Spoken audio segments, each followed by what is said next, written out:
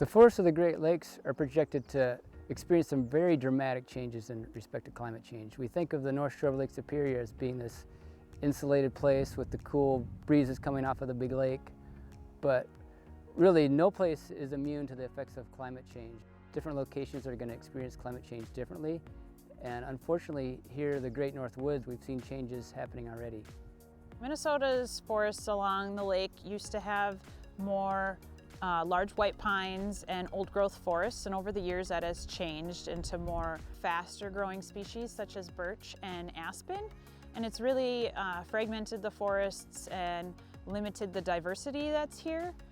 So what we're doing here is we're trying to add that diversity back in where there hasn't been some regeneration, and we're trying to add some species that are going to be better suited for this area for the long term.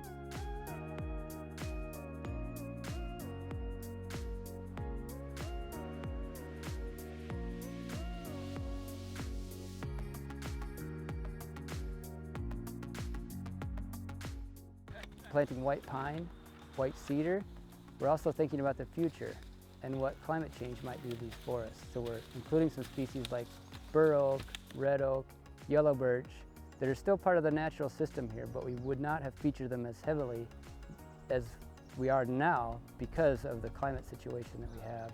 Here at Split Rock, people generally see an overmature birch canopy with a lot of open brushy areas underneath and not too many young trees coming up. We have patches of healthy areas here and there and other species that are coming in or staying. But what we want to see is a healthy younger generation of trees establishing under the mature trees, and that's something we don't have right now. If we weren't to do any management in the park and were to just let it be, I think we would see a lot more grass filling in and brush.